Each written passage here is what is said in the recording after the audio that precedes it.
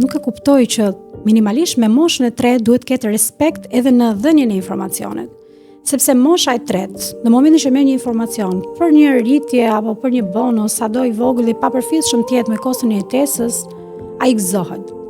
Dhe kur shikon më pas një mosbarazi, imagjinoje se sa trishtim ndjen ai. Si mosbarazi, çfarë? Po, ja do ta shpjegoj tani. Po lëre ne, po pensionistët më vjen keq më shumë për moshat e treta, që presin me telekomandën te televizori aty duke parë se a do na rritet ndonjë gjë. Në qasje jemi shumë europiane, por në çështjen e xhepi, po, absolutisht, ky është problemi më i madh. Si do jetoj një individ i ri vetëm, një djalë i ri, si do jetoj vetëm kur e ka rrogën 500.000 lekë të vjetra, edhe qeraja është 600.000 lekë. Përshëndetje miq, mirë se erdhët në podcastin me Jonën. Duket sikur viti 2026 ka hyrë me lajme të mira për sa i përket financave. Ndaj kam sot të ftuar Romina Radonshiqin, ekspert ekonomie. Romina, të falenderoj. Faleminderit, është kënaqësi si gjithmonë. Romina, unë jam shumë entuziaste se këtë vit e di që do marrim lek. Për shembull, do marrim 480.000 lekë ne familjet që kemi nga një fëmijë që është 9-18 vjeç. Në të vërtetë nuk është ky lajmi, nuk do të merrni pra 48.000 lekë apo le të themi me të vjetrat siç e thatë dhe ju. Pasi ka një metodologji tjetër. Në të vërtetë të gjithë individët më marrin në rrugë dhe më pyesin, më ndalojnë në rrugë dhe më pyesin nëse është e vërtetë që do të marrin 48.000 lekë dhe për të qenë sinqert dhe unë mendoja sikur ishte kështu dhe u gëzova. Është bërë një vit ky mohabet tani. Po, është e vërtetë, por nuk është kjo. Po si? Duhet të sqarojmë të gjithë opinionin publik se shpesh herë jepen lajme apo njoftime nga Ministria e Financës apo ndoshta edhe nga vetë kryeministri ku çdo individ patjetër që pa marrë informacionin e plot gëzohet dhe thotë se vetëm titullin shteti po jo me idenë edhe se shteti ynë duke qenë se është kritikuar vazhdimisht që nuk është social, më në fund po bëhet social sikurse një vend që futet në Bashkimin Evropian, po i ngjan le të themi Gjermanisë, pra nuk po i ngjan vetëm për çmime, për rritje çmimesh, për kosto jetese, po për i ngjan dhe për qasjen sociale që normalisht duhet të ketë. Por në të vërtetë nuk është kjo e vërteta. Pra 48.000 lekë për gjithë ato individ cilët ne na ndjekin, për një fëmijë, pra për çdo fëmijë do të marrë një kompensim për 48.000 lekëshit. Kjo nuk është se do t'i marrin kthim brapa 48.000 lekë, por kjo do të jetë një bazë për të zbritur le të themi të ardhurat. Pra do të njihet si një shpenzim që zbritet. Dhe më pas do të ketë një llogari më vete që do të llogarisë vetë sistemi. Ku do të shikohet më pas se sa do të përfitohet, që përfitimi mund të jetë minimalist krahasimisht me 48.000 lekë. Për shembull, se kështu e kuptojnë njerëzit me shembuj. Janë dy prindër. Të dy kanë rrogën minimale. Sa rroga minimale? 400.000 lekë. I referohemi vitit kaluar, pasi diva do të bëhet për deklarimi për 2025 dhe në 2025 paga minimale ka qenë 40.000 lekë. Okej, llogarin nuk e bëjmë dot neve këtu. Ne këtu nuk bëjmë dot llogari, pasi e llogarit sistemi, duke qenë se një individ mund të ketë të ardhura, jo vetëm një të ardhur. Në radhë parë njëherë për plotësimin e divës duhet të kemi shumë parasysh disa informacione që shpeshherë individët nuk i dinë. Na kulturon, na ndritshë. Kush duhet ta plotësoj divën? Duhet ta plotësoj çdo individ i cili merr të ardhura vjetore mbi 1.2 milion lekë bruto. 12 milion lekë të vjetra, se unë du ta shpjegoj për ata që si kuptojnë. Në vit. 12 milion. Pra. Po, nëse unë e kam pagesën 1.300.000 lekë të vjetra, unë duhet ta plotësoj divën. Nëse unë kam një rrogë minimale, s'duhet ta plotësoj divën? Jo, nuk do ta plotësosh divën. Ndërkohë që kanë detyrim të gjithë ato individ të cilët bëjnë dhe një punë të dytë, ose mjafton sikur një muaj të bëjnë një punë të dytë, pra një punë tjetër, duhet ta plotësojnë divën.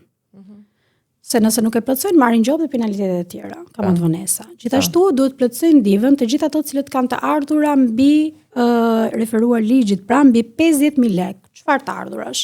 Të ardhura nga qeraja, të ardhura nga 50.000 lekë në muaj. Në vit. 500.000 lekë në vit? Po. Të ardhura, pra ne këtu kur referohemi divës, referohemi në vit, sepse pra plotësohet një herë në vit. Dhe të ardhura nga booking, për shembull ka shumë individë të cilët kanë të ardhura pasi apartamentin e tyre kanë të regjistruar, japin me qeraditorit dhe kanë të regjistruar në booking. Ato individë të cilët le themi kanë të ardhura nga shitja e pasurive të patunshme, patjetër këtu e kanë paguar ato 15%, por duhet ta deklarojnë. Pra këtu duhet marrin pra ekstraktin bankar ku ta uploadojnë, kur të jenë të gjitha të dhënat e justifikuara. Pra të gjitha këto kanë të drejtë, më saktë kanë detyrim për të plotësuar divën. Patjetër që çdo individ edhe me pagë minimale, i cili do të bëjë një rimbursim i referuar për shembull një individ i cili ka një fëmijë, 2 apo 3, duhet patjetër që të shkojë të plotësoj divën, pasi duhet të pra aplikon për të përfituar rimbursimin. Tham që vlera e zbritshme është 48.000 lekë për çdo fëmijë. Gjithashtu për ato individ të cilët nuk i kalojnë pra 100.000 lekëshin, atëherë ato do të përfitojnë dhe shpenzimet e edukimit, por dhe këtu të shpenzimet e edukimit patjetër që duhet të kenë parasysh të kenë dokument justifikues, ku këtu duhet të kenë pra kontratën me institucionin përkatës, për shembull shkollën private, po shkollën private apo kursin privat. Gjithashtu duhet të kenë të gjithë faturat e fiskalizuara, jo kupon tatimor, po le të themi faturat e fiskalizuar që të jetë një dokument justifikues, se për ndryshe nuk do të përfitojnë këtë rimbursim. Gjithmonë, jo se do të marrin pra 100.000 lekë të reja, apo do të marrin 48.000 lekë të reja, por kjo do të llogaritet mbi si një bazë e zbritshme. Si, domethënë, çfarë do të thotë një bazë e zbritshme? Atëherë nëse gjithmonë kur ka tepesë kreditore, atëherë do të rikthehet. Që do të thotë që nëse ke më shumë, ke paguar më shumë se ç'ke marr, atëherë do të kesh një kthim pas. Okay. Sistemi do ta llogarisim më mirë, pasi shpesh herë ekspertë ekonomisë janë munduar të japin shembuj, duke u munduar që le të themi dhe të eliminojnë pak a shumë dhe individët dhe qytetarët, por në të vërtetë ai sistem do të gjenerojë detyrimet apo kthimin nëse ne do të kemi mundësi të marrim një kthim. Se di pse nuk jam dhe aq optimiste tani që po ma shpjegon. Domethënë nuk besoj se do marr në gjë. Ndonjëherë është pak e vështirë dhe për ne ekspertë ekonomistë në fakt ta shpjegojmë me fjalë të thjeshta, sepse në momentin që ne flasim mendojmë se na kuptojnë, por ndërkohë që edhe me vetë ekonomistë duke ja shpjeguar akoma dhe ato e kanë të paqartë, pasi ligji në fillim duke sikur do të rimbursonte pra 48.000 lekë, më pas u kuptua që ishte një qasje tjetër, për më tepër ka dhe kufizime. Pra nëse do të jenë kaq të ardhurat vjetore, nuk do ta përfitosh. Nëse do jetë kaq të prica kreditore, do ta përfitosh. Pra është me nëse dhe ndaj duhet kuptojmë që i vetmi informacion që qytetarëve i nevojitet për ta ditur është fakti që nuk është se do të marrin si kthim 48.000 lekë. Nuk do të marrin si kthim 100.000 lekë. Domethënë nuk do marrim lekë. Por para mund të merrni, por jo në vlerën 48.000 lekë për çdo fëmijë, që të bën ato llogaritjet, kam 3 fëmijë apo kam 2 fëmijë, kupton, 48.000 lekë për fëmijë apo dhe 100.000 lekëshin, pra këtu ka kufizime. Ja lëm ndër sistemit. Për sa kohë kemi nëse dhe ka sistemin ndër, nuk mund të themi asgjë me siguri. Po, është vërtet. Është rritur mosha e pensionit për gratë, Romina? Po, është rritur mosha e pensionit për gratë. Po pse? Kur u rrit njerëz? Po sepse është ligji që çdo vit rritet me 2 muaj, çdo vit rritet me 2 muaj. Nga 1 janari i 2026-s një grua del në pension në moshën 62 vjeçare. Tash edhe vazhdon edhe 2 muaj çdo vit, do vazhdoj kjo? Po, do të vazhdoj derisa mosha e burrave dhe grave të barazohet, pra të krijohet ajo barazia gjinore. Edhe si do jetë fundi? Nga 80 vjeç? Fundi në fakt problemin e dim shumë mirë që skema e pensionit ka aq probleme sa është tepër e vështirë për të krijuar një hapësirë ku të krijojmë një skemë pensionit të qëndrueshme. Dhe në të vërtetë qeveria shqiptare ka kërkuar vendim nga ekspertë jashtëm dhe nga banka botërore. Përveç gjithë këshillave që ka dhënë banka botërore, por është një këshill që në të vërtetë çdo ekspert ekonomie nuk ka mbështet, mendoj edhe qeveria do ta mbështesë, ku një burr të dali në pension në moshën 70 vjeçare. Pra, nuk mund të ecim ne sipas vendeve të Bashkimit Evropian, pasi ato kanë një tjetër cilësi jetese, një tjetër qasje edhe në tregun e punës. Sistem shëndetësor ndryshe nga ne. Po patjetër një sistem tjetër shëndetësor, por si mund të kërkosh një burr shqiptar që të dalë në moshë pensioni 70 vjeç? Ku në të vërtetë ndoshta ai që në moshën 60 vjeç ka probleme shëndetësore, nuk mund ta punojë. I bie që për këtë 10 vite ai të jetojë në varfëri absolute ose mos jetoj fare. Pra është tepër e vështirë për të bërë këtë gjë dhe mendoj që edhe qeveria këtë gjë nuk do ta mbështesë, por edhe pse rritja e moshës pensionit, pra dhe një burr që del në pension aktualisht në moshën 65 vjeç, përsëri duhet kuptojmë që nëse do të punonte në sektorin privat, do ta kishte tepër të vështirë të punonte në të njëjtën energji. Pse mora sektorin privat? Sepse ne dim shumë mirë, edhe pse sektori privat ka rritur pagat, ka përmirësuar kushtet e punës, mos harrojmë që ka parajgjykime për punonësit në moshë. Edhe pse mund të jetë profesionist, përsëri tendenca e tij është për ta zëvendësuar duke qenë se ndoshta ai do të marrë më shumë lirë për shkak të smundjeve etj. Pra duhet kuptojmë që vetë tregu i punës në Shqipëri, edhe pse ka probleme me punonësit, përsëri është parajgjykues për moshën e madhe. Kështu që nuk përmenda sektorin publik. Pse nuk e përmenda? Sepse ka një tjetër qasje sektori publik. Një individ mund të punojë edhe në moshën 65 vjeçare, pasi janë tjera kushte pune, respektohet kontrata punës, nga ana tjetër dhe ka arrit një statu quo ai punonësi që është në moshën 63-64 që e ka shumë thjesht dhe të kryej proceset e punës, ndërkohë që sektori privat avancon, duhet të jetë konkurrues në treg, ai duhet të jetë gjithmonë duke punuar, duke u përditësuar, ndoshta edhe me teknologjinë. E qartë. Kam përshtypjen që këta nuk duan që moshat e treta ta hanë pensionin, prandaj u arrisin moshën. E disa keqen vjen për këta pensionistët. Është vërtet. Plus që do t'i bënin edhe një rritje tani, dhe ajo më duket se nuk është fare e vërtetë. Një herë i rrisin 3.000 lekë të vjetra, një herë 4.000 lekë, jep 200 lekë, jep 500 lekë. Ato janë prindrit tanë, e kupton, nuk meritojnë, trajtohen kaq. Është vërtet dhe unë falenderoj që ju e cekët këtë gjë, çështën e rritjes, se në radh parë u konsiderua nga vetë kryeministri si një rritje, por në të vërtetë s'është as rritje, është një le të themi një bonus fiks mujor. Po nga ana tjetër këtë bonus në fillim, po ja do ta shpjegoj tani dhe në të vërtetë është vërtet për të ardhur keq, që nuk e kuptoj që minimalisht me moshën e tretë duhet ketë respekt edhe në dhënien e informacionit. Sepse mosha e tretë, në momentin që merr një informacion për një rritje apo për një bonus, sado i vogël dhe papërfillshëm të jetë me koston e jetesës, ai gëzohet. Dhe kur shikon më pas një mosbarazi, imagjinoje se sa trishtim ndjen ai. Si mosbarazi, çfarë do të thotë? Po, ja do ta shpjegoj tani. Është folur që për ato individ, për ato pensionistë, të cilët kanë një pension të plot, do të merrin një rritje prej 1.800 lekë.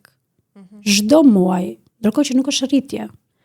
Është një shumë fikse, pra në janar marrin 1.800 lekë të reja, në shkurt marrin 1.800 lekë të reja, pra është një shumë fikse që çdo muaj do ta marrë dhe nuk është rritje. Për këtë do ta shpjegoj se në momentin që thuhet rritje duket 1.800 plus 1.800 plus 1.800, nuk është rritje kjo. Kjo ajo çka ka thënë artikuluar vetë qeveria është artikuluar si rritje, më pas nuk ka qenë rritje.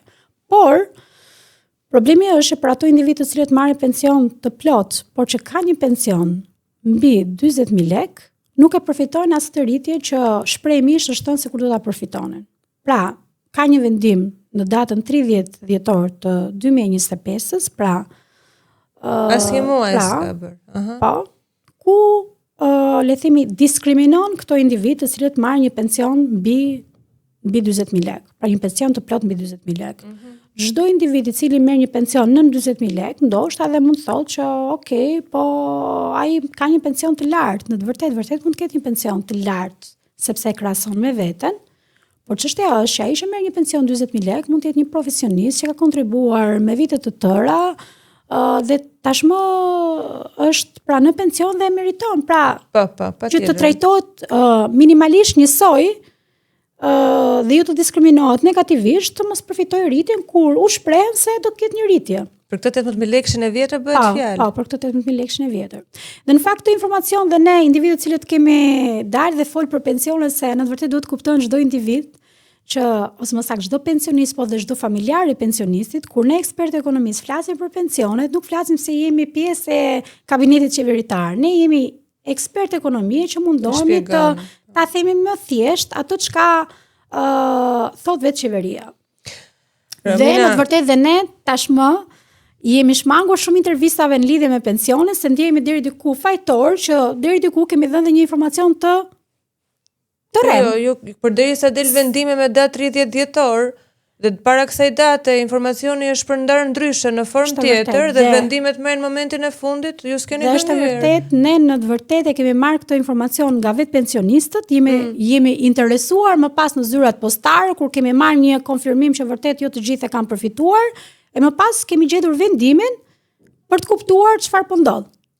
Askush nuk dinte asgjë. Askush nuk dinte asgjë derisa u bë fakti kryer.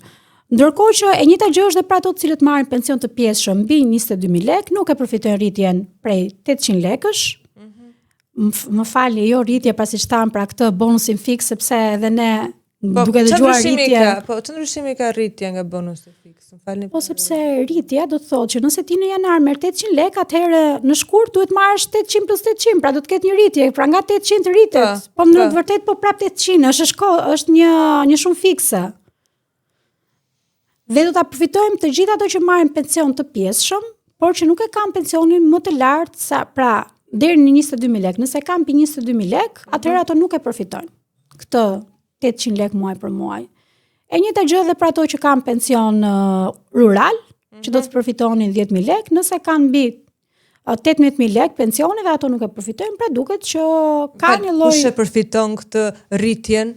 Këtë rritjen e përfitojnë të gjithë ato që le të themi ka një pension të plot, të pjesshëm, apo rural të ulët.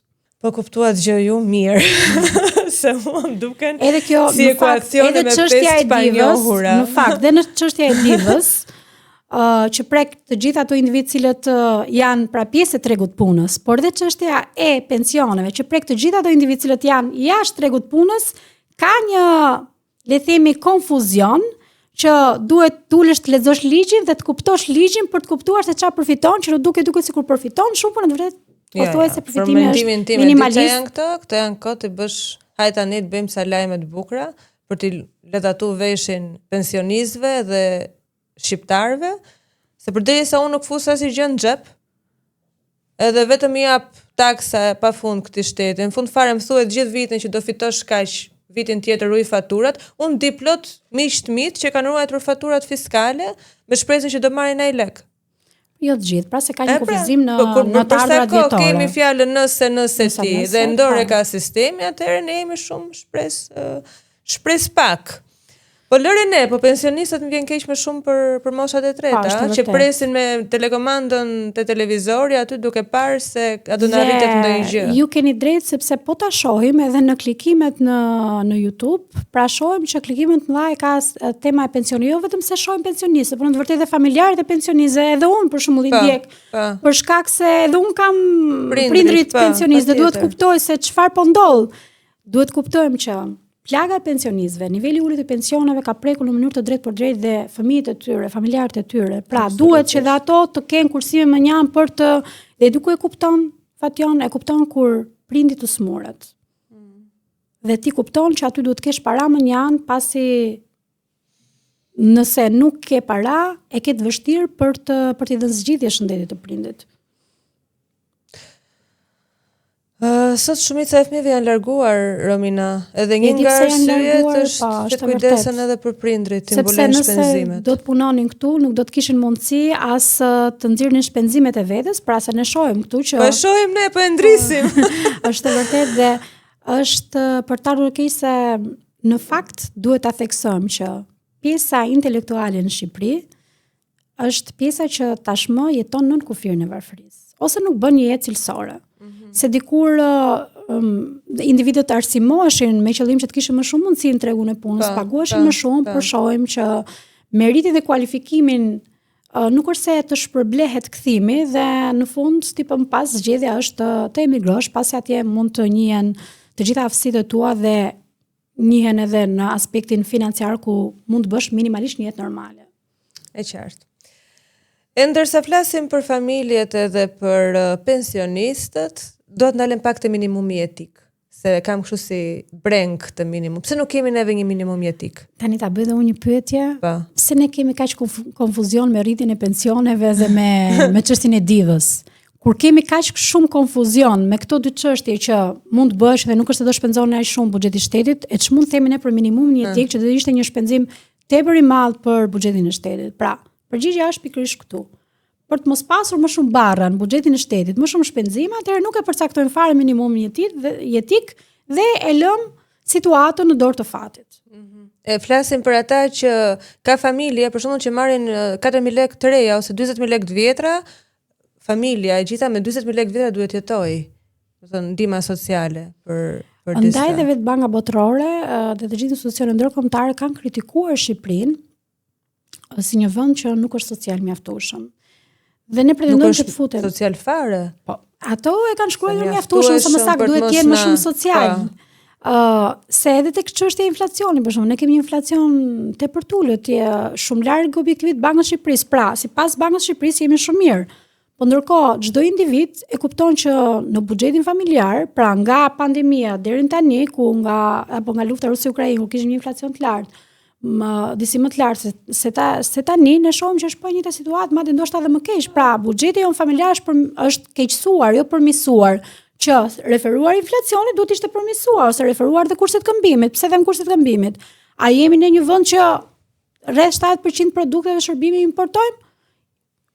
Euro është zhvlerësuar, është ulur, i bie automatikisht çmimet këtu në tregun shqiptar duhet ishin të ulta. Po këtu po rriten çmimet, nuk ulen. Po rriten dita ditës dhe ne dhe referuar të dhënave të Eurostatit, po dhe të gjithë dhënave tjera, ne koston e jetesës e kemi si të jetojmë në Gjermani, ndoshta edhe disi më të lartë për disa produkte. Po, ndërkohë që nivelin e pagave minimale dhe pagave mesatare kemi tepërtulta dhe ndonjëherë unë mendoj që sa menaxhues të mirë që kemi ne shqiptarët që arrim t'ia dalim. Se di, a jemi menaxhues të mirë apo po flasim për para që Jo, se ne jetojmë në kufirin e varfërisë dhe ne përsëri mundohemi të bëjmë gjithë ato aktivitetet aq sa mundemi. Por gjithmonë me një kosto tepër të lartë, duke kursyer nga ushqimi, keq ushqehemi, të gjithë keq ushqehemi. Askush nuk konsumon 5 vakte. Jo që të hap 5 herë, po të konsumoj ashtu siç duhet, pra të ketë një dietë ushqimore të shëndetshme. Dhe ky është një sakrificë tepër e madhe që ne i bëjmë vetes. Më pas, edhe nëse flasim për kujdesin shëndetësor, vetëm gjatë pandemisë kuptuam sa e rëndësishëm ishte kujdesi shëndetësor dhe ne përsëri vazhdojmë me të njëjtën le të themi ritëm kur nuk kujdesemi për kontroll dhe rutinë mjekësore, pasi dhe shëndetësia falas nuk është falas. Po. Kjo është tjetër gjë pastaj. Të shkon një eko edhe një vizitë normale, do bësh në privat, se në shtet do ta bësh me planifikim. Ndërkohë ty po të plas apandesiti atje. E dikush problemi Fatjona që unë nga eksperjenca personale kam që dhe kam kryer analizat në një laborator dhe kur i kam kryer në një laborator tjetër kanë dalë le të themi dy rezultate të ndryshme dhe më duhet të shkoj edhe në një të tretë që të kuptoja se çfarë kisha, sepse dila sikur isha mirë, ndërkohë që e kuptoja që nuk isha mirë. Dhe ne kemi edhe një nivel të ulët besueshmërie, qoftë për mjekësinë në shtet, por dhe në ato në privat. Dhe ky është një problem shumë i madh, sepse kjo rrit kostot tona për të arritur aty ku ne të bindemi që vërtet ne jemi të shëndetshëm. Njëra nga klinikat kishte nxjerrë që ishte mirë. Po. I ka marrë copy-paste, kishte bërë më përpara analizat? Po, kisha bërë më përpara. Copy-paste i marrin. Se më ka ndodhur edhe mua. Kështu që kjo është problem. Ndërkohë që edhe kjo ul dhe besueshmërinë, tek ul besueshmërinë po ndikon në buxhetin ton familjar, më pas ne neglizhojmë një analizë 5 herë normale që dhe ne më pas neglizhojmë duke mos u kujdesur për shëndetin. Pra, kjo është arsyeja që shqiptarët keq ushqehen, nuk kujdesen për shëndetin. Patjetër që nëse vjen një huaj këtu dhe na shene që rrim gjithë ditën në kafe, mbas dite. E kemi stres, Po në fakt me 1 euro ne rrim dhe 3 orë në kafe, bllokojmë kafe, kështu që nuk është sa të vendosë të taksat avolinës, siç e kanë jashtë. Okej, Romina, ndërsa ne flasim për këtë përditshmërinë tonë, po qarkullon nëpër media një term i quajtur paqja fiskale. Ç'është kjo paqe? Tash do bim rahat, do jemi në paqe tani si? Ma shpjego pak se më ndritshon ti. Emri paqja fiskale do të thotë që qeveria do të bëj paqe me ato bizneset të cilat kishin detyrime të pashlyera. Ato të cilët kanë mbi 10 vite dhe nuk kanë shlyer detyrimet, atëherë qeveria do t'ja falë këto detyrime se e kanë pamundur. Për sa kohë për 10 vite nuk kanë shlyer gjë, nuk është se do të kenë mundësi të shlyejnë. Përgjithsisht këto janë kompani të cilat ndoshta dhe kanë shpallur falimenti dhe nuk kanë mundur për shkak të detyrimeve të akumuluara. Kjo është një gjë e mirë në fakt, sepse paqja fiskale ose më saktë, për ato që kanë detyrime tatimore nga 5 vite në 10 vite, ato do të kenë, nëse paguajnë pra menjëherë, do të kenë një ulje reduktim të detyrimit tatimor me rreth 50% ose me 25% nëse e bëjnë me këste. Këto janë gjëra të mira.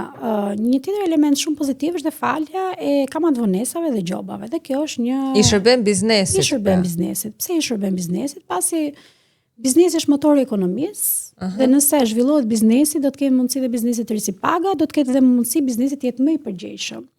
Patjetër që këtu ka edhe çështje të tjera, për shembull një element tjetër është rishikimi i pasqyrave financiare, pra nëse ai biznesi ka bërë evazion fiskal etj ka mundësi ta korrigjojë. Pra, si thuash, shteti jep një mundësi të dytë për tu vetë korrigjuar dhe kjo është një element disi pozitiv, por e gjithë kjo paqe fiskale ka dy efekte pozitive. Së pari të luftoj informalitetin dhe evazionin fiskal. Pra, ne jemi një vend që kemi nivelin informalitetit dhe evazionit tepër të lartë. Dhe së dyti është që për një kohë të shkurtër, shteti mbledh disa të ardhura që ndoshta edhe mund të mos i kishte mbledhur. Dhe së treti, indirekt edukon le themi biznesin me qëllim që të jetë më i përgjegjshëm dhe nëse le themi kanë bërë gabime nga 2025 tutje nuk do të bëjnë më. E ku e dim që s'do bëjnë më? Por do gjithmonë kështu, sepse këto amnisti, se këto janë amnisti, edhe pse vetë kryeministri thotë që nuk janë amnisti.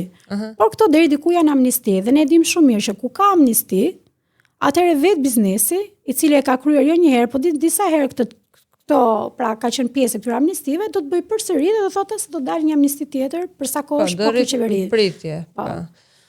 Ka anë negative ky ligji? Po ka anë negative, sidomos tek pjesa e rishikimit të pasqyrave financiare, sepse mund të ketë elemente, kjo e mbështetur edhe nga ekspertë të tjerë të ekonomisë, që ndoshta janë dhe më ekspertë se unë tek pjesa e fiskut, ku mund të jenë çështje të pastrimit të paras. Pra mund të ketë elemente të pastrimit të paras dhe ne duhet të kuptojmë që Shqipëria është bërë një vend i cili, pra është përfolur një vend i cili mund të ketë dhe aspekte të këtij fenomeni që është një fenomen tepër negativ. Rreziku qëndron, hipoteza janë këto. Kam dëgjuar që rivlerësimi i pasurive të paluajtshme e heqin paqen fiskale, se dhe këtu s'morëm asgjë, në i lek në i gjë për ne s'ka, bizneset kanë këtu, ne s'fitojmë gjë. Ti ke, ha? Po patjetër, po unë jam në rregull, jam të paguese e rregull dhe në fakt duhet ta theksoj edhe këtë. Për të gjithë ato që janë të rregullt, ne që jemi të rregullt jemi të diskriminuar. Tash do të ti na i lek, ç'a? Jo, mos ti kishe paguajtur por nuk është normale që një biznes i cili bën gabime pafund të falet, ndërkohë që një biznes i cili është komfort me ligjin, të ndjej gjithmonë presionin e ligjit.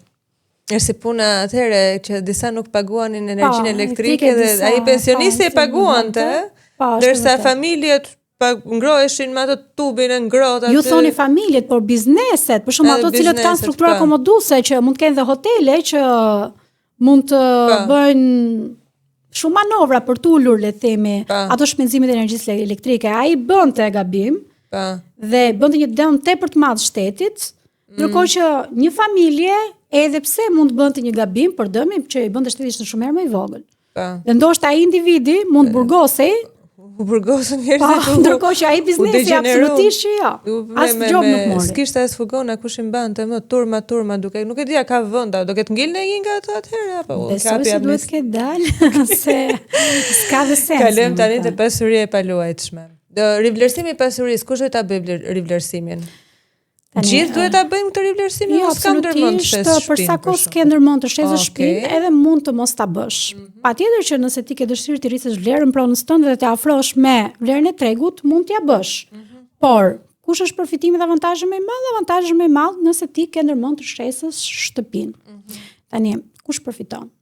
Përfitojnë të gjithë ato individ, sepse ka shumë familje të reja apo ndoshta edhe individ që kanë plan të blejnë një shtëpi dhe kanë pritur këtë kohën e rivlerësimit me qëllim që vlera e pasurive të patundshme të ulej çmimi paga shumë për shkak të këtij 15%, se 15% në të vërtetë e paguan ai që përfiton të ardhurar, pra shitsi, por në të vërtetë de facto e paguan vlerësi. Pse? Sikurse u rrit taksa, rriti shteti një taks X, atëherë biznesi e ka qëllim fitimi, nuk i intereson, ai shton çmimin e produktit apo shërbimit. E njëjta gjë është edhe te çështja e pasurive të patundshme. Kështu që edhe te çështja e pasurive të patundshme, ka një vlerë të shtuar, le të themi, është një lajm pozitiv për ato individ që duan të blejnë një pasuri të patundshme, pasi do ta blejnë me çmim më të ulët. Ndërkohë që për ato të cilët duan ta shesin me rivlerësimin, nëse vlera e pasurisë të patundshme për shembull është 100.000 euro dhe ato kanë bërë rivlerësimin, ato do të paguajnë vetëm diferencën nga 100 në vlerën aktuale, si do të vlerësohet apo rivlerësohet nga agenti apo nga vetë institucioni përkatës që ka si detyrë për ta bërë. Kështu që do të paguajë një diferencë më të ulët. E rregullon pak tregun kjo?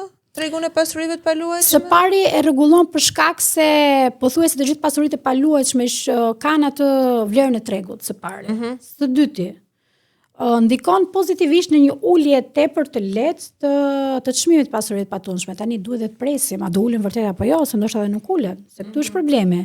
Gjithmonë kur shteti ofron amnisti të tilla, gjithmonë përfiton ai, për shembull në rasti se shpesh herë diskutohet për çështjen e TVSH-s tek strukturat akomoduesme me qëllim turizmin. Ka një TVSH më tullit, por çështja është që nuk është se është parë ndonjë, thjesht ka përfituar ai që merret në biznes në turizëm, ndërkohë që nuk ka përfituar vetë turisti. E njëjta gjë mund të ndodhë me pasuritë e patundshme, ndoshta përfiton ai që shet pronën se paguan më pak, por ndoshta çmimin e mban pa ai, sikur ta ketë me 50%. Nuk ka një rregullues për këtë? Për sa kohë çmimet i vendos tregu, nuk ka se si të rregullohet, por nëse do të kishim këtu një agent imobiliar do të më kundërshtonte, do të thoshte jo, përfiton se çmimi do të ulen etj, megjithatë duhet parë.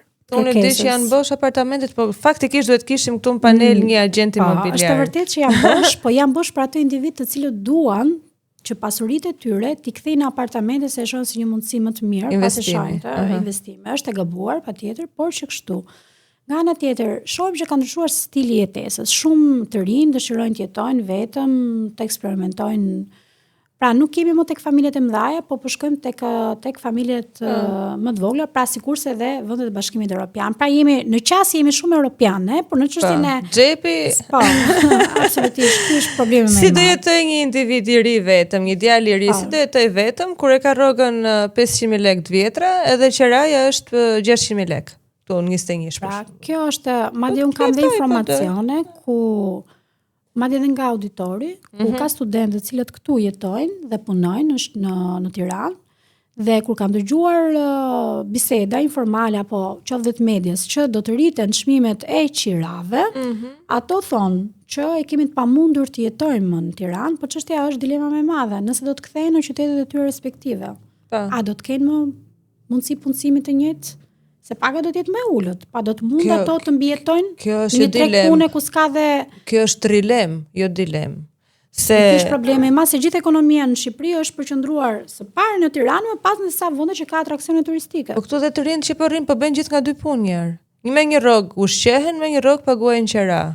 Dhe më pas duhet të deklarojnë dhe divën dhe pretendojnë që diva do t'i krijojë lehtësira fiskale deri ku krijon, por jo të ardhura në nivel të lartë. Nga një përqindje lekësh se e kam paguar vjet derisa isha 2 punësuar, tani që si jam e 2 punësuar, nuk paguaj më. Që do thotë që fakti i 2 punësimit, pra një individ nëse ka dëshirë të punojë, por vetëm fakti që duhet paguaj tatime, kjo i demotivon për të punuar. Se tatimet nuk është se janë shumë. Absolutisht që nuk janë shumë, por çështja është që çdo individ bën edhe çështjen e kostos përfitimi. Vërtet ndoshta tatimet nuk janë shumë. Po. Por çështja është koha. Po. Pa e lirë ndonjëherë është më e paçmueshme pra se sa çdo gjë tjetër. Kështu që problemi në Shqipëri është së pari kemi një mungesë punojësish. Së dyti kemi punojës kualifikuar. Por çështja është punojës të cilët nuk dëshirojnë të bëjnë një punë të dytë. Për shumë çështje. Kemi individ të cilët kanë kualifikime, por nuk kërkon tregu individ me shumë të kualifikuar. Tregu tashmë kërkon individ që nuk kanë kualifikime tepër të larta. Rasti i një strukture akomoduese ka kërkesë apo sektori i turizmit nuk ka kërkesë për punonjës me shumë diploma etj. Se paguan në nivel menaxherial ka kërkesë, por në aspektet e tjera të shërbimit nuk ka kërkesë, ai ka nevojë për sanitare. Një individ i cili ka certifikime dhe një arsim të lartë nuk dëshiron të punojë sanitar në një strukturë akomoduese, edhe pse mund të paguhet edhe me mbi pagën mesatare, se kryeministri ka thënë. Se këtu për shembull si gjykojmë dot, se njeriu lodhet edhe sakrifikon. Jo, absolutisht, nuk kemi gjykime, po është një paradoks që do të thotë që ka kërkesë pune, kemi individ të arsimuar. Ka kërkesa pune, por jo për individ të arsimuar, për individ cilët kanë një arsim bazik. Nga ana tjetër, dhe këto individet cilët kanë një arsim bazik, nuk dëshirojnë as punojnë. Pasi puna për shembull turizmi sezonale, nuk mund të punojë 3 muaj me një pagë të lartë, por vetëm 3 muaj. Kështu që këto janë paradokse që vetë qeveria duhet t'i kuptojë. Nga ana tjetër duhet krijojë një strategji në lidhje me tregun e punës, se ne folëm pak më parë për pensione, pse nuk u rritën por ne duhet të kuptojmë që skema pensione është deficit sepse kemi një numër të ulët të kontribuesve Dhe gjithmonë plaga e kësaj ekonomie, qoftë në aspektin e kostos jetesës, por edhe në aspektin e niveleve të pensioneve apo niveleve të pagave është pikërisht tregu punës. Pas zgjidhur problemet e tregut punës, nuk mund të shkojmë të zgjidhim probleme tjera. Thuhet që brenda 3 vitesh nuk do kemi më kokër leku në xhep, Romina, se do i zëvendësoj karta e bankës. Krediti, karta krediti. Është vërtet që është një strategji, pra do të kemi pagesa online. Kjo është. Okej, do blejmë bukën te dyqani me POS. Po, me POS. Së pari njëherë para se të flasim se si do ta blejmë bukën, duhet të kuptojmë që ai furri bukës do të jetë formal dhe jo informal. Se ne kemi shumë, ndoshta jo furri, po dyqani bukës. Në zonat rurale, për shembull, shumë biznese të vogla që janë dyqane. Ato bëjnë bukën në shtëpi. Jo të gjithë bëjnë bukën në shtëpi, sepse një pensionist nuk ka energji për të gatuar në shtëpi, më për të bërë bukën, pasi do shpenzoj dhe energji elektrike shumë dhe po të bëj atë kohë përfitim, do të ishte më mirë që ai ta blente bukën se sa ta gatuante. Ne shohim që çmimet e energjisë elektrike, edhe pse konsiderohen jo shumë të larta, apo për familjar përsëri janë të larta, sidomos në sezonin e dimrit. Kështu që duhet kuptojmë që nëse duam të formalizojmë, së pari duhet ta nisim me biznesin, ku biznesi të jetë i formalizuar, ku biznesi duhet jetë i pajisur me një infrastrukturë teknologjike të nevojshëm, individët duhet të jenë të edukuar financiarisht, që të kuptojnë se e rëndësishme është që së pari një herë, ta nisim që sot, kur të shkojmë te dyqani, të kërkojmë kuponin tatimor, edhe ne vetë si klient. Por edhe kur ne na japin kuponin tatimor te marketi apo te një dyqan, dhe ne nuk e marrim, nuk e hedhim. Dhe nuk e kuptojmë që kuponi tatimor është një detyrim që ne duhet ta tërheqim. Së pari, sepse indirekt i japin të kuptojë atij biznesi që duhet çdo gjë ta ketë deklaruar. Por së dyti, shpeshherë ka ndodhur që në markete, ndoshta edhe nga lodhja e asaj që shet në market, vendos 2 produkte në të paguajnë më tepër. Dhe ka shumë individ cilët mund ta rishohin kuponin tatimor dhe pa u larguar nga marketi dhe të kuptoj gabimin. Një aspekt tjetër që mbron përsëri konsumatorin është çështja e produkteve të skaduara apo produkteve të cilat nuk janë për konsumim. Atëherë në momentin që ai ka marrë një produkt dhe rezulton që ai produkti mund të jetë i skaduar, ndoshta jo i skaduar nga mbrapa, apo kur e hap është i mykur për shembull, mund të jetë diçka e ngrënshme. Nëse ka kuponin tatimor mund ta kthej produktin dhe mund të ndjekë të gjithë hapat që do të ndiqte, ndoshta edhe për të ankuar në institucionet përkatëse, që ky market ka një produkt i cili është jashtë standardit për të shitur. Ndërkohë që nëse të cilin institucion se na hapë mohabet lezetshëm tash. Maksimumi që i kanë denoncuar diun te ajo që është i vetmi institucion që merr të denoncimet. Ako uja ajo që i kalon ato pulat me salmonel. Nëse mos të hym këtë diskutim se a duhet denoncohet aty, Ramin? Mund të denoncosh për shkak? Në fakt, ka shumë institucione për mbrojtjen e konsumatorit, që së pari vetë ne konsumatorët duhet i njohim, e më pas dhe të kryejm denoncime. Më pas është në përgjegjësinë e institucionit bëhet apo jo. Por problemi është këtu që ne për sa kohë nuk ankohemi për produktet apo për ato që ne na vrasin si të drejtat konsumatorit dhe ne duhet i mbrojmë të drejtat tona, atëherë si mund të pretendojmë në një vend që ka shumë gabime, që ne të marrim një përgjigje. Për sa kohë nuk ka reagim nga ne vetë konsumatorët, sikurse edhe për shembull ne shohim që nëse një parti politike mbledh simpatizantët e tij apo të saj, patjetër që të gjithë shkojnë pas kësaj partie politike. Por nëse ne shohim një rritje çmimesh pa justifikueshme apo abuzime në çështjet e konsumatorit, apo nuk ka individ të cilët të ngrihen, të mblidhen në mënyrë të vullnetshme për të mbrojtur të drejtat e tyre. Nuk ndosin në vendet e Bashkimit Evropian. Po ja ngritëm për shembull. E rëndësishme është të ngrihemi. Më pas duhet kuptojmë që nëse ngrihemi një herë nuk na dëgjohet zëri, duhet ta bëjmë vazhdimisht me qëllim që ne si popull të reagojmë. Nuk e kemi këtë lloj kulture. Dhe di pse nuk e kemi. Jo se nuk duam, po sikur se tha dhe ju më parë, po ja u ngritën, se nuk kemi besim në institucion. Po kam thënë unë, ne jam bërë gangren 2 shprehje. Nëse ngrihem çfarë fitoj dhe ç'më duhet mua.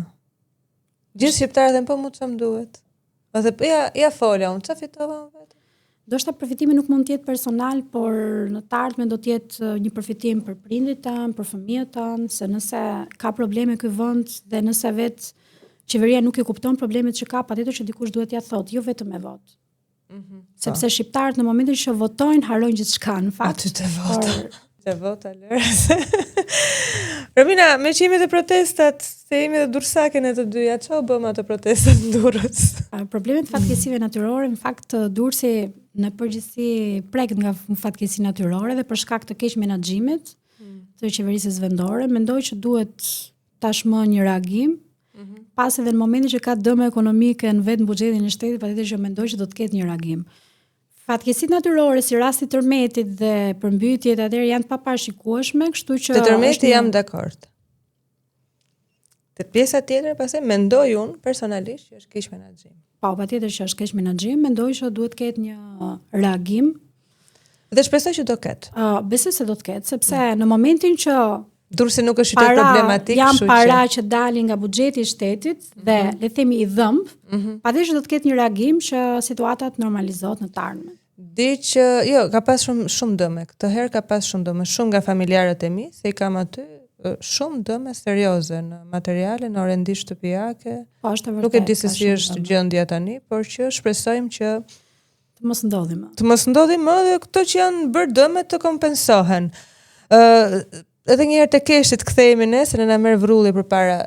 Është gjë e mirë apo gjë e keqe kjo e keshit? Është e mirë sepse ndikon pozitivisht tek ulja e informalitetit, ne jemi më pranë vendeve të Bashkimit Evropian, po jo për faktin për ta eliminuar, sepse mund të ndodhi që me eliminimin e menjëhershëm, se ne s'mund bëhemi shteti pilot që të eksperimentojmë, por që duhet patjetër të kufizohet dhe qytetarët të orientohen dhe drejt pagesave jo kesh.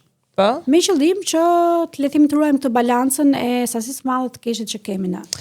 Unë duket shumë larg kjo, se atje në fshat për shembull me 3 dyqane, siç e kemi thënë dhe nga biseda që kemi zhvilluar më parë, një gjyshe me kartë në dorë ku s'ka dyqane, s'ka infrastrukturë. Patjetër, është shumë e vështirë se ne akoma kemi një vend i cili nuk ka infrastrukturë vetëm për Tiranën edhe për Durrësin. Po, patjetër, në fakt nëse shkojmë në zonat rurale, nuk po them vetëm në qytete të vogla, por edhe ndoshta në disa qytete që konsiderohen si qytete të mëdha, nëse shkojmë në zonat rurale aty ku mund të jenë vetëm 3 familje, që vetë dhe qeveria nuk ka as përfitime të drejtë për drejta për të bërë një infrastrukturë rrugore apo një infrastrukturë ku të ketë arsim, ne shohim që kemi boshatisje të fshatrave dhe jo vetëm boshatisje të fshatrave, por dhe mungesë të infrastrukturës arsimore, pra mund të jetë një shkollë e cila nuk ka as kushtet minimale për të bërë mësim. Dhe detyrohen që fëmijët e atij fshati të shkojnë në një fshat më të afërt që mund të ketë më shumë kushte për të bërë mësim. Kështu që pa rregulluar këtë vend, pra kjo Shqipëri kaq e zhvilluar në Tiranë dhe kaq e pa zhvilluar në zonat rurale, nëse mungon infrastruktura rrugore, nuk mund të flasim ne që do të ketë një infrastrukturë online. Dhe nuk ka rrugë. E mund të pretendojmë ne që banorët e këtyre fshatrave të kenë mundësi të paguajnë me kartë. Po plus që edhe kjo pagesa me bank na bën shumë të pasigurt, se jemi të pasigurt edhe te bankat. Patjetër që duhet. Mua vjen një herë në 2 ditë një mesazh ku diun se të shko merr pakon tënde. Po, është e vërtet, në fakt shohim që së fundmi ka sulme kibernetike nga vetë sistemi. Ndërkohë që ka shumë individ cilët kanë biznese dhe janë detyruar ta heqin bankën online nga telefoni. Pasi mund të rastisin në një moment që ato kryejnë një pagesë online me një të huaj dhe vjen një mesazh pas disa orësh, mund të rastisi, që thotë pagesa juaj nuk është kryer, nuk është finalizuar, patjetër duhet ndiqni këto hapa që të finalizohet dhe në një moment po ti po të klikosh me idenë se okay, nuk i ka shkuar pagesa klientit apo furnitorit. Dhe furnitorit i shikon që të zbrazur llogaria dhe patjetër që këtu banka nuk ka faj. Pasi është një sulm. I cili ti më pas i ke kryer vetë të gjitha veprimet. Edhe kur nuk kemi në rregull këtë gjë. Dhe për sa kohë kemi probleme të kësaj natyre, duhet të rregullojmë këto probleme, më pas të shkojmë tek kjo e keshit më duket kot mua. Keqin nuk besoj se do hiqet. Unë mendoj që është herë do shumë punë, ose do të jetë si diva dhe si ajo rritja e pensionave me nëse. Nëse dhe në fund fare ka ndorë sistemi. Dhe neve prap jemi aty ku ishim. Ku ishim tha? Hiq gjëkundi. Çfarë bëm? Hiq gjësendi. Kështu, Romina, të falenderoj shumë, na kulturove, na ndriçove, dhe na mërzite pak se isha shumë entuziaste. Unë thash dhe merresha në lek të vit. Kur do shihemi prap? kur të ketë ngjarje. Okej, falenderoj. Faleminderit ju.